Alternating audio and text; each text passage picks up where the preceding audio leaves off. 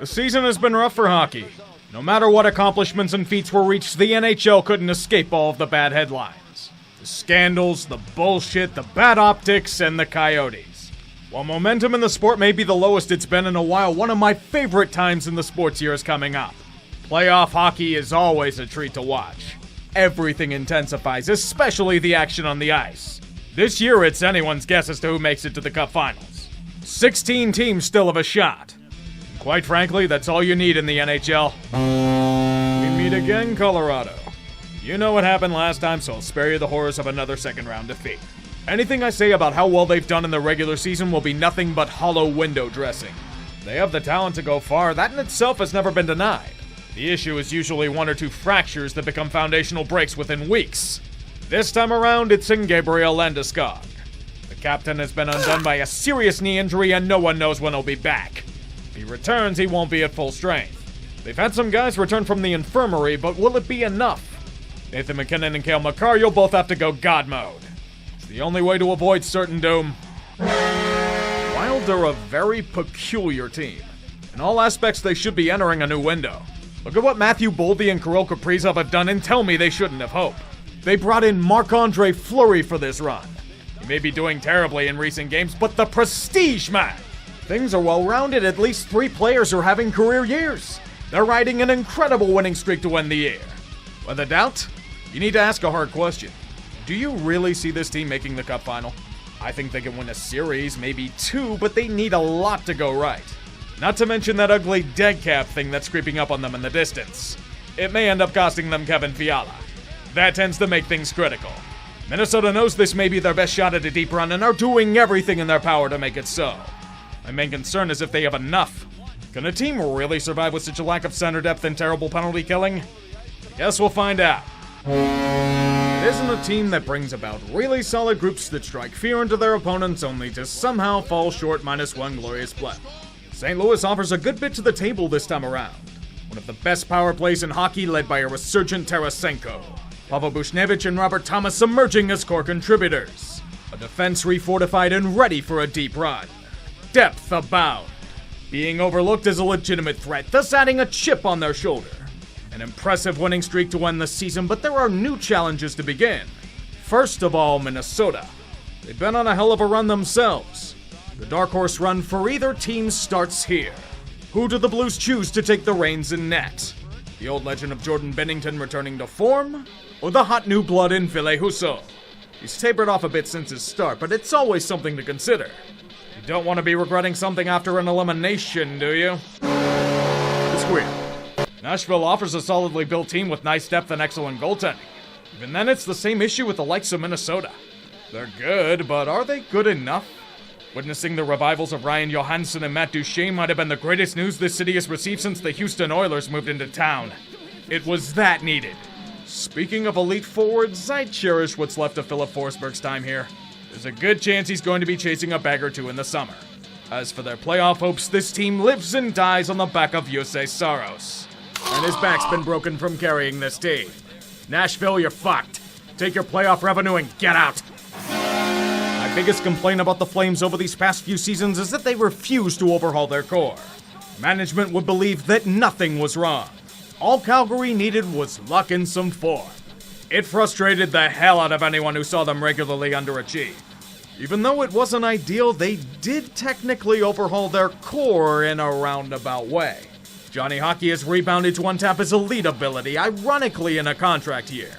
Mark Giordano's gone, and Sean Monahan went from the most expensive fourth liner ever to a future dead cap hit after the season. It's also in the style they play. If there's any scheme that works in the postseason, it's Daryl Sutter's muck and grind-a-thon. They'll sandbag the entire fucking defensive zone if they could. This is their true test. The narratives of woeful underachieving still linger, but you know what ends that? A deep playoff run. Just fucking do it already. Who said Sisyphus was a Greek myth? We see it every damn year with the Edmonton Oilers. No matter how often they try to push the rock up the hill, no matter what they do to try and change their fortunes, the same damn results keep popping up. Suspect depth to complement Connor and Leon.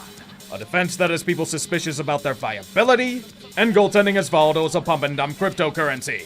Evander Kane and his cancerous tour around the world has helped to fix the depth issue somewhat.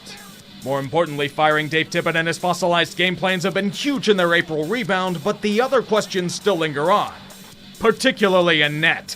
We've played this game for over 10 years and we still don't have a clear answer. What Mike Smith are we going to get?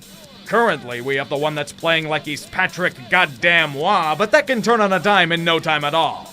The great coin flip that is the Oilers will be taking another strike at doing something. That's all we're asking for from you, just something. Please. Impressive. No matter what happens from here on out, Kings fans can swell with a form of modest pride. Their rebuild is going well. Prospect development and scouting have done yeoman's work, and it has rewarded them with being ahead of schedule. To be fair, someone had to evolve in the Pacific, but I'll give them credit for not collapsing like a certain other California team that shall not be mentioned. While they may be young, there's still a bit of that old championship core left, but it's slowly whittling down one by one. Drew Doughty may not be joining you in this newfound quest. It's a bummer they need him with how shitty their special teams and offensive output have been. More importantly, Dustin Brown will be hanging up the skates permanently after this run. Another legend of the dynasty will fall. Kings probably aren't going far, but they really don't give a shit. They'll play with their house money and call it a day. It's a hell of a lot better than it was. Whoop-de-doo, Dallas, you made the playoffs. Are you happy about that? This meaningless token is supposed to be considered a success? This may have been the worst thing to happen to them if we're being honest. The only reason why they didn't logically sell at the deadline was because it would have resulted in people getting fired. It's damaging in the long term. Do you see this team going far? This isn't 2020.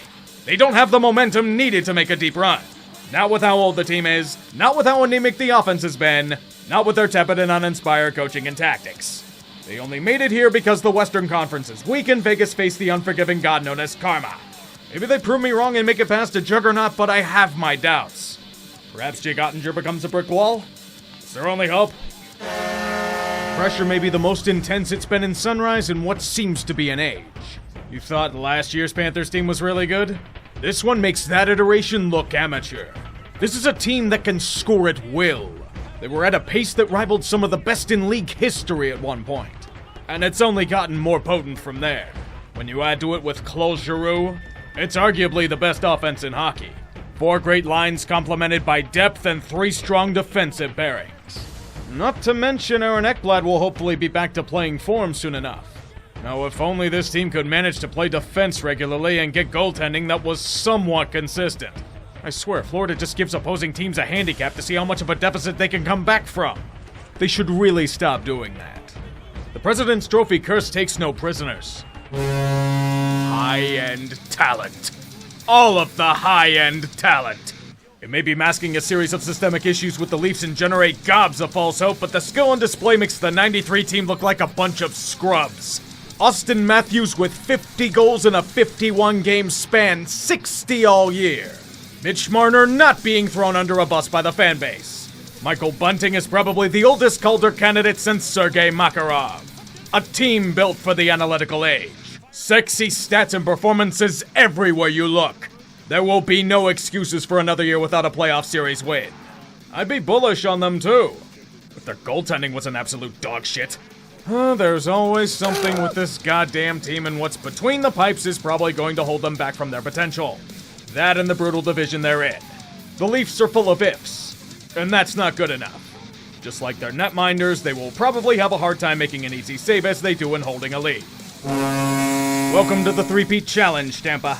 The last team to attempt this failed miserably and ended a wave of fantastic memes. Make sure you don't end up like them. It wasn't easy. Things felt off about them for a bit. They lost a lot of depth this past offseason, and attempts to shore it up have been mixed. Nick Paul has been outstanding, while Brandon Hagel he's alright, but not exactly as good as advertised so far. Could you call it cup fatigue? Possibly. Putting that much mileage on the tread doesn't bode well in the long term. However, they still have the talent and depth to somehow exhume another deep run out of themselves. Their great form is returning at just the right time, and the Lightning best be ready. Toronto and Florida are eager to slay their own demons. They want blood. The Atlantic Division is a gauntlet of gauntlets. Good luck. Hey, Washington. 2018 is over there. I get they still believe they can make a push, but there has to be a time when you admit that the glory days are over.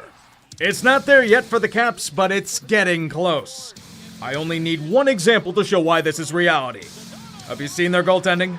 Ideally, you shouldn't see it, since both Samsonov and Vanacek are ineffective in net. At their best.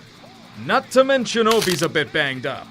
I don't care what the rest of their team offers. Washington screams what they've been repeating since their cup win. First round exit. It's as if they're merely content with not failing one year and riding away from nostalgia. Why else do you think they brought back Mojo? Is Mike Green returning as well? How about Alex Semin? Let's go all out here. Face reality, boys. Unless you can figure out how to save a wrist shot with regularity, it's going to be a quick appearance. If only they had more Tom Wilsons. Maybe then he can break a team in half with his trolling. I had a feeling I was wrong about their baffling offseason moves a few months ago. The goaltending had been strong and Tony DeAngelo kept his head down and worked out. The Hurricanes had been achieving their full potential, eyeing something greater than what they had been reaching in seasons past. However, now, this might be where the payments due. A spotlight has been focused on the issue that's emerged between the pipes. Toronto tried to warn you about Freddie Anderson. He's great in flashes, but he has injury concerns and will randomly fall apart at the worst times. Guess what happened? Injury. Your insurance policy is the even more injury-prone Antiranta. You don't have to speculate what happened there. Their hopes and aspirations now lie on Pyotr Kochetkov, a highly touted prospect that's too raw for a full-time playoff push. Then again, we did say that about Cam Ward in 2006. Not dismissing them outright, but I'll take them seriously once they made it past the first round. There's a gnawing feeling in me that the Rangers are going to fall off sometime. Their great form is mostly being carried by Igor Shesterkin playing out of his goddamn mind. They're winning in spite of their actions. Even then, they still march on. Their deadline acquisitions have been boons for their forward core. And much needed too thanks to a slew of injuries. Chris Kreider has blossomed into a 50-goal scorer tethered to the front of the net. Artemi Panarin is baking the bread of the gods. Adam Fox is a Norris contender through and through. This is realistically the best Rangers squad displayed in half a decade. Now, if only they'd stop throwing Dryden Hunt on the second line. To be fair, it is due to injuries, but not optimal. The key to any New York run is in net. If Shesty falls, the Rangers fall with him. It won't be a brutal defeat, but it'll have a bitter aftertaste. A series win or two helps to ease that pain. Of course it happens like this. The Penguins are roughly on their dying breath, yet have proceeded to play some of the most uninspired hockey in recent memory as of late. You do realize Malkin, Letang, and Rust may all be gone after this season, right? Pittsburgh hasn't traded every damn pick and prospect over the last 7 years just for the depth to fade into nothing. Crosby and Gensel don't deserve this kind of shit in their lives. I'd lament, but everything else is just kinda there. Whenever they play a playoff contender, they'll show glimmers of old glory, but it's just ugliness abound for the most part. Malkin has flashes of brilliance followed by flashes of uncontrollable temper. Ricard Raquel's done well, but he can only do so much. I talk about how Tristan Jarry is injured, however, that might be for the best. No matter how well he's done this year, I'm still getting flashbacks to last year's collapse. Casey DeSmith ain't keeping up what he's done in April. This may be your last chance, Pens. The farm system is barren, the core is aging, and the cap is pounding at the door. If you aren't going to do anything about it, just move into the corner and die. The rest of the league will cherish that. This team will not die. No matter what kind of hexes we throw on Brad Marchand, the Bruins will still live on. In what could be Patrice Bergeron's final act in Beantown, they suffered the misfortune of being in a brutally competitive Atlantic. Any other division, they could have been a 2 or a 3 seed, but here they have to suffer through facing against a division leader. I don't think too many fan bases feel bad. However, they shouldn't be taken lightly. Despite their painful lack of a David Krejci or any other second-line center, the Bruins seem to have something they've sorely lacked for years. Depth scoring. It's not much of it, but it's better than what Boston's showcased over there recently. Considering they're going through the Metro, this may end up being the break they needed. It's strong, but nowhere near as ruthless as the death march known as the Atlantic. Always getting the breaks, aren't you guys? We are at the precipice of something truly great with the playoffs about to be underway. Every year has fantastic revelations and moments that stand the test of time. And despite the disparities between all 16 teams, every one of them technically has a chance. Now for my favorite part of the game. For the sake of hockey, the best kind of final to see would be two high-flying offenses that offer an exciting glimpse into the future. If it were a matchup featuring the likes of Colorado and Florida, salivating. However, that's not how the playoffs work. It rewards strong defensive play and scheming, as well as elite form in net. So in this case, considering everything, we're probably looking at a finals match of Flames versus Rangers. It'll be a damn good matchup, but not one that's going to be a super sexy one.